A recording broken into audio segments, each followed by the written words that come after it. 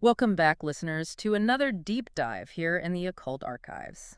It's always fascinating to me how many mysteries there are still in the world. Yeah, and today we're going to be tackling one that's sparked a lot of curiosity probably for centuries now. Oh, absolutely. We are on episode 272, and we're going deep into Manly P. Hall's The Lost Keys of Masonry, Forbidden Brotherhoods, Sacred Symbols, and the Hidden Religion of the Builders. And quite a title, huh? Yeah, it certainly grabs your attention. Oh, yeah. Forbidden Brotherhood, Sacred Symbols. Come on.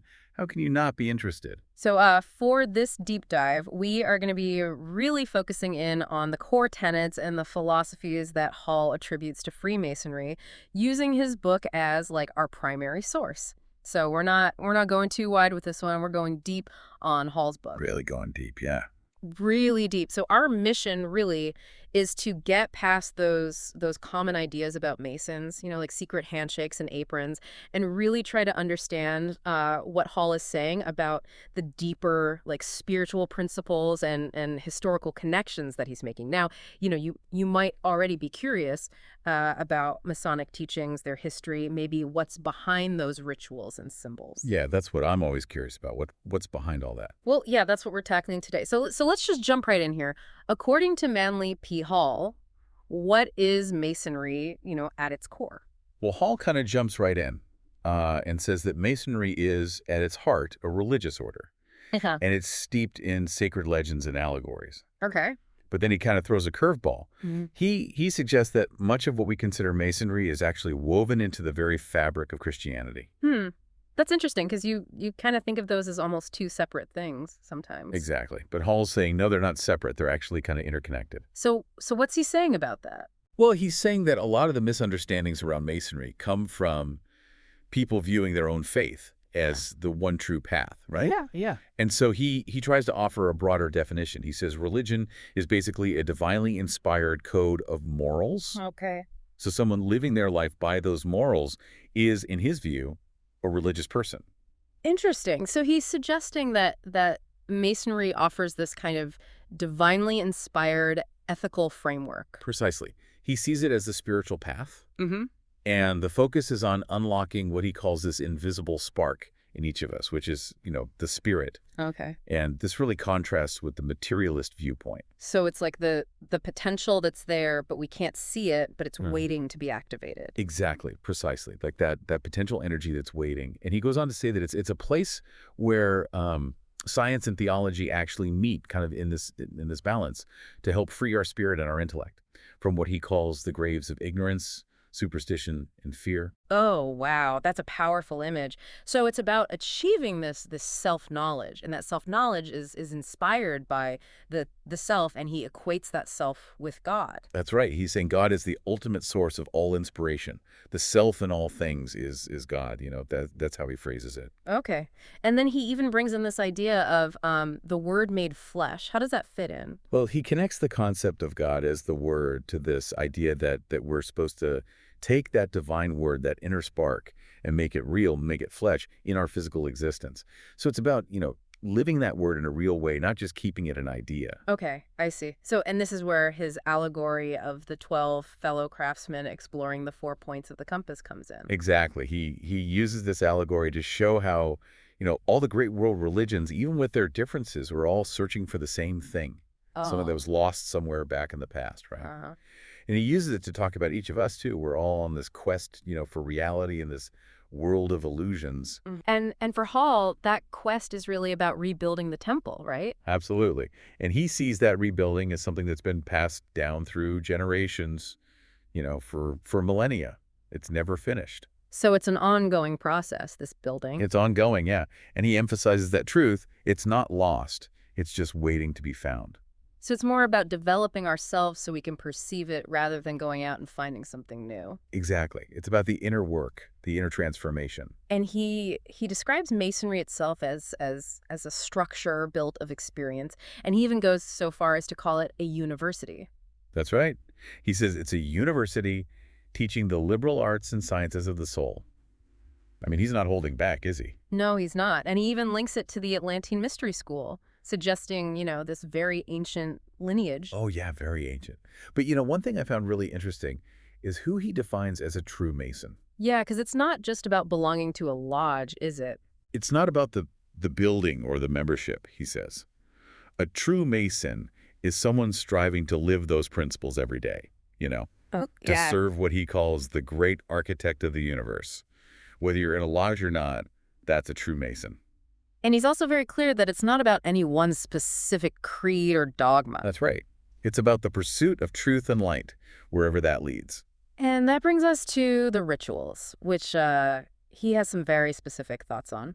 Yeah, he's not a fan of just seeing them as social customs. He thinks there's way more to it. So for Hall, these rituals are what, like gateways to deeper truths? Yeah, he says there's like this cosmic obligation to seek out the truths that are concealed in them. So it's not just a social club, it's more of a mystery school almost. Absolutely. He warns against just seeing it as a social club. Okay. He says there are mystic teachings, unseen powers at play, and the origins of Masonry, well, they go way beyond anything we usually hear. So what is he saying about the origins? Where is he taking it back to? Well, he says it's not just about English craft guilds or Solomon's temple. Okay. He talks about a divine symbolic language, and he links it all the way back to the Temple of the Solar Man. The Temple of the Solar Man? That sounds ancient. Oh, yeah. And he says that those symbols and rituals, those are actually blinds, created to protect really profound ideas that most people just wouldn't get. So they're like safeguards for higher knowledge. Yeah. And he laments that a lot of modern Masons, he thinks they don't even grasp the deeper meaning anymore. So for Hall, the essence of true Masonry is almost completely internal then. Yes, he calls it esoteric. It's a connection to the unknown. Mm. He says it's all about shaping your life to glorify the divine within. And he says ancient Masonry is the oldest mystery school preserved by, this hidden brotherhood. So like an unbroken chain going all the way back. Unbroken. And then he drops this line. He says the true lodge is the universe itself. Wow, that's a big concept. It is. And he doesn't stop there.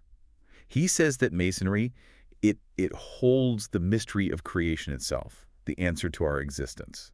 Wow. And even the way to join those powers that are shaping the world. He doesn't name names, but he says they're there. So like a hidden network. A network, yeah. Yeah. But he's also very clear that just going through the degrees doesn't make you a true Mason. So it's not about titles.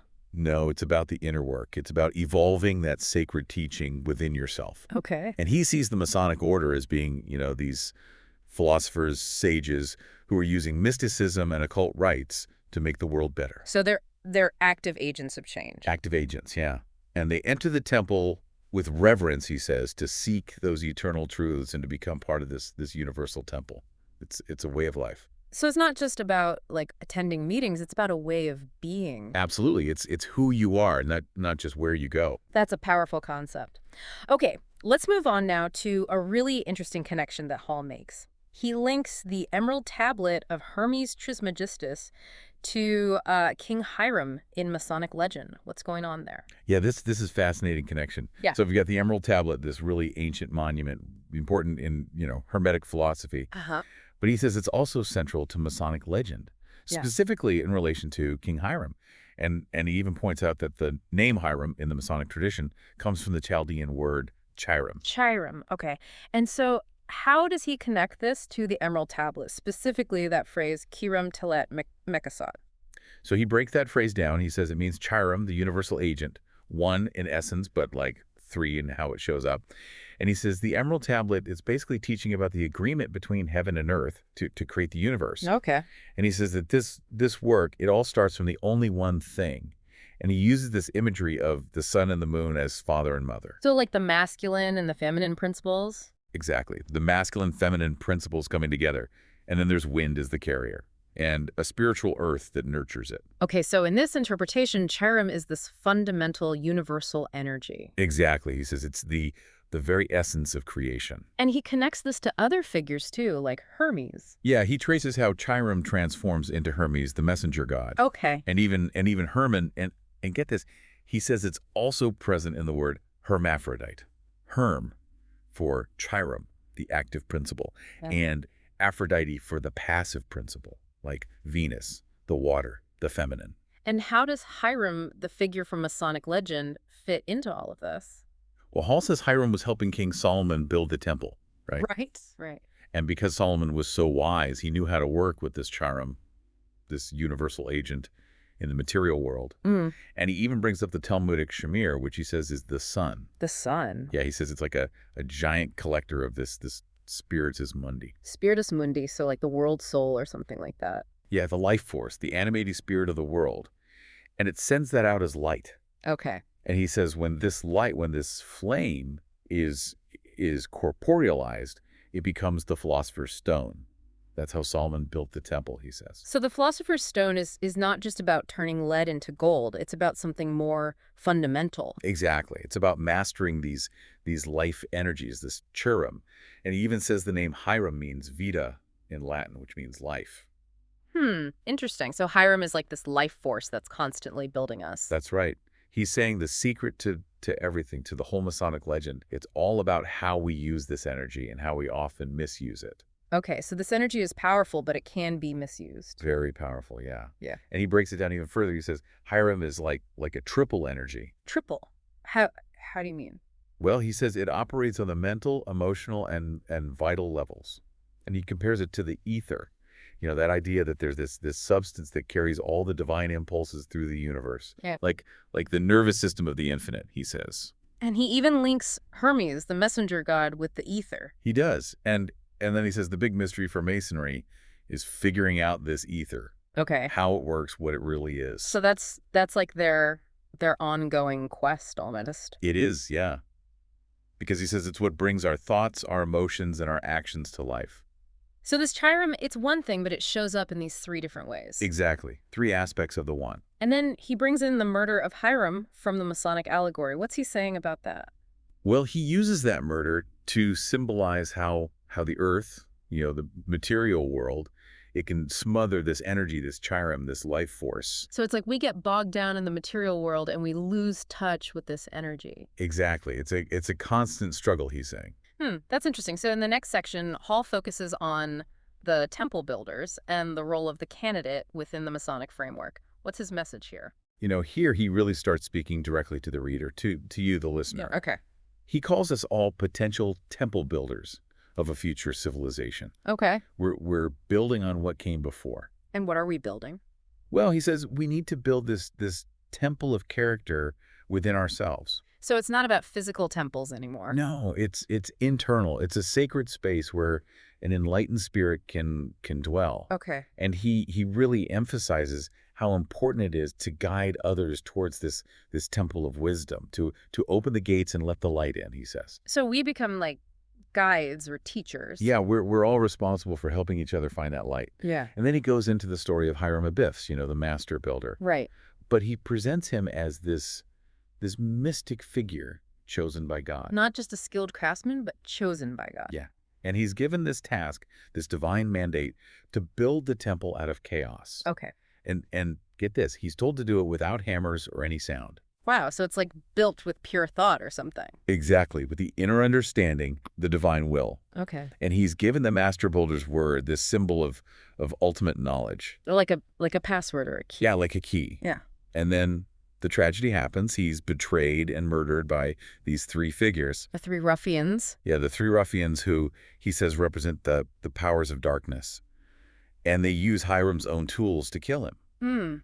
But as Hiram is dying, he prays, and the master responds, saying that Hiram is just asleep. Asleep. So not really dead. Not dead, just waiting to be awakened by those who killed him. That's heavy. And those three murderers, they vow to bring him back, right? They do. They dedicate their lives to resurrecting him. And they're given this little lamp to help them find his grave. Yeah. But the grave is hidden, symbolized by these ordinary things. So it's like they have to look beyond the surface, beyond the ordinary, to find him. Exactly. It's an eternal quest. That's a powerful allegory. And then Hall turns it around and asks the reader, the listener, about their own motives. Yeah, he's like, what's your motive for seeking this light and wisdom? And he makes it clear it's not about success or failure. It's about the why. The why, yeah. And he talks about the reverence you need to enter the temple, which he equates to the spirit of Masonry itself. So it's not just about walking through a door. It's about an inner state of being. Absolutely. And then he brings up this idea of us being prisoners. Prisoners? He says, you know, we grow, we learn, But then we realize we're trapped within our own limitations. Like we've built our own prison. Yeah, he says life itself is like a prisoner in the dark stone walls of matter. Hmm. And he even connects this to the legend of the Holy Sepulchre. He does. He says it symbolizes that idea of the master builder buried in matter. That matter, in all its forms, it's the tomb that's holding us back. So we need to break free from this tomb. That's the goal. And that yearning, he says, that's what drives us to seek the temple. And that's where the Masonic Lodge comes in. That's right. It's a place for those who are seeking that union with the powers of light, the liberation. So they're active seekers, not just passive believers. Exactly. And he talks about this crystallized atom within us, which he says represents our current consciousness, and that it needs to be raised to a higher level. And how do we do that? Well, he says through purifying ourselves, through knowledge and service to others. He says those are the keys to liberating our higher nature. So it's a process of refinement. It's not just a sudden change. It's a process, right? And the lost builder, Hiram, he's connected to this somehow. He is, he says, Hiram. He holds the plans for the spiritual temple and the master's word. So he has the knowledge, the key that we're looking for. That's right. And he introduces the sprig of acacia, that symbol of enduring light, even in darkness.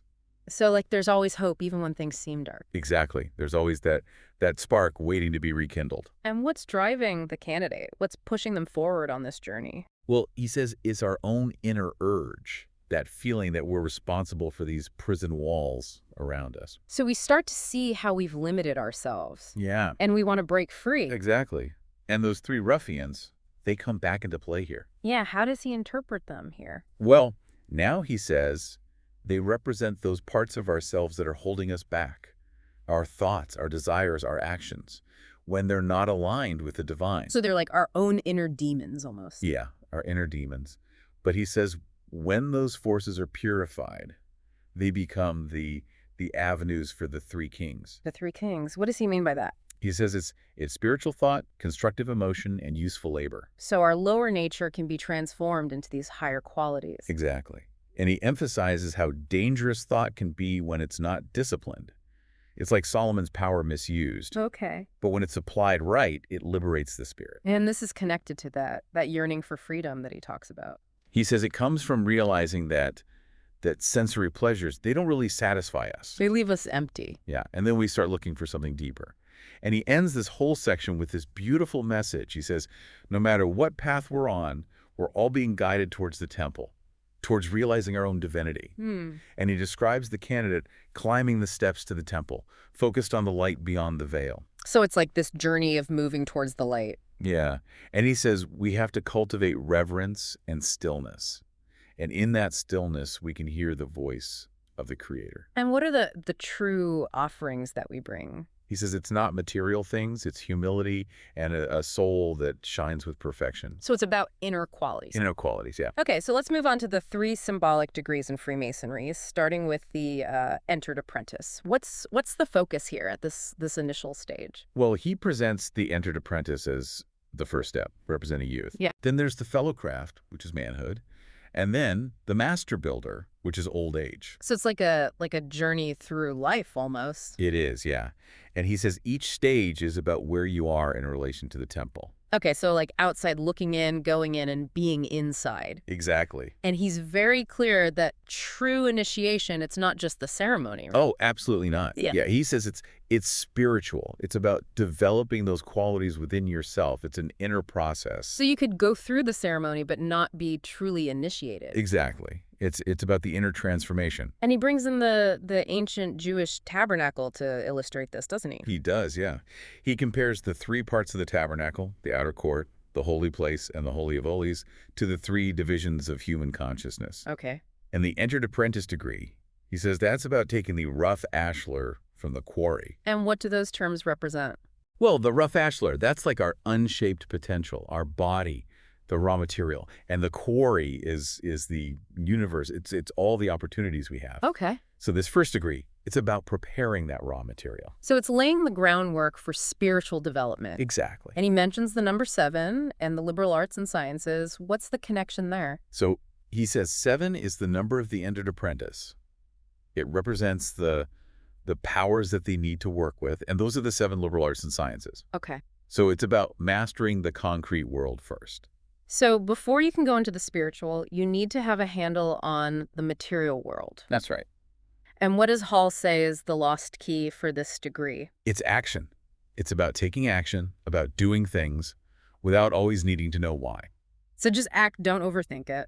Yeah, just do it. Yeah. Okay. And he talks about beauty, too. Beauty is the keynote. Okay. The entered apprentice should beautify everything they touch. So their actions, their thoughts, their surroundings, everything. Everything, yeah. It's about making the world a more beautiful place. Okay. And he says, when you live that way, when you see the unity in all things, that's the base for everything else. So it's like the foundation. Yeah, the foundation. Yeah. And then you have to purify yourself. So it's an ongoing process of purification, even at this early stage. That's continuous. Yeah. You have to keep refining yourself. Oh, okay. And he says advancement, it's not about who you know or anything like that. So no favoritism. No, it's automatic. When your consciousness rises, you move up. Okay. It's a natural progression. And what are some of the specific things that the entered apprentice needs to be doing? Well, he talks about studying anatomy, not just the physical body, but the mystery of form itself. Okay. And he says, treat your body as a temple. So taking care of yourself. Yeah, eating right, dressing right, breathing right. Okay. And focus on physical growth.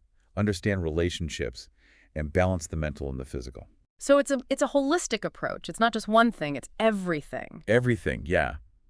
And he's very clear about your intentions mattering. So it's not enough to just go through the motions, you have to have the right intentions. Yeah, if your intentions are material, you're missing the point, he says. Okay. And he talks about true Masons, they evolve through self-conscious effort. Their lives are their insignia. So it's how you live. It's how you live, not what you wear or what you say. Okay, and he concludes this stage by comparing the entered apprentice to a child. Yeah, he says it's like a child placing themselves under the protection of a spiritual father. So seeking guidance, seeking that higher wisdom. That's right. Okay, so let's move on to the fellowcraft degree. Yes. What changes here as we move into this second stage? So the fellowcraft, this is where emotions come into play. Okay. It's not just about physical action anymore. It's about that inner world of feelings. So we're growing up, moving from youth to adulthood. Mm. And he introduces a new symbol here, right? He does. On this second step, there's a soldier in armor, but his sword is sheathed and he's holding a book. Interesting. So strength, but also knowledge, wisdom. Yeah, he represents strength, but it's controlled strength. Okay. And Hall says he represents this stage, the fellowcraft, and he emphasizes how powerful human emotion is. He even calls it the second murderer of Hiram Abiff. So emotions can be destructive if not controlled. Very destructive. He's saying they can be just as dangerous as any physical weapon. And what's the lost key for this degree? He says it's mastery of emotion. Okay. When you master your emotions, you can access the energy of the universe. Wow, that's powerful. But he also says this power can be dangerous. Oh, absolutely. It's What only he- given to those who can use it responsibly. Okay. He actually uses the image of Lucifer here. Lucifer. Yeah, he says those energies are entrusted to the fellowcraft. So like this powerful fiery energy. Exactly, and he says you have to learn to use it for good. He tells them to follow the example of Tubal-Cain, who turned his sword into a plowshare. So it's about transforming those destructive energies into something constructive. Exactly. And he says this is the degree of transmutation. Yeah, you have to be really watchful of your thoughts, your actions, your desires. And he uses some really vivid language to describe this. Oh, yeah. He says, the hand that slays must lift the suffering. Wow. The cursing lips must pray. The hating heart must learn compassion. So it's a complete reversal, a turning inward. Yeah, you got to master those emotions. And the compass and square, they change their meaning again here, don't they? They do. One point of the compass, the heart, is lifted from the square. So it's like the spirit rising above the material limitations. Exactly. And he says a lot of people in the world are living at this level, governed by their 5 senses, but starting to gain control. And the senses, they're important here, aren't they? Yeah, he says you need to develop them so you can use them constructively. It's Yeah. about balance. So it's not about suppressing them, it's about using them in a balanced way. Exactly. And remember, he says all this power, all these abilities, they're meant to liberate that inner prisoner.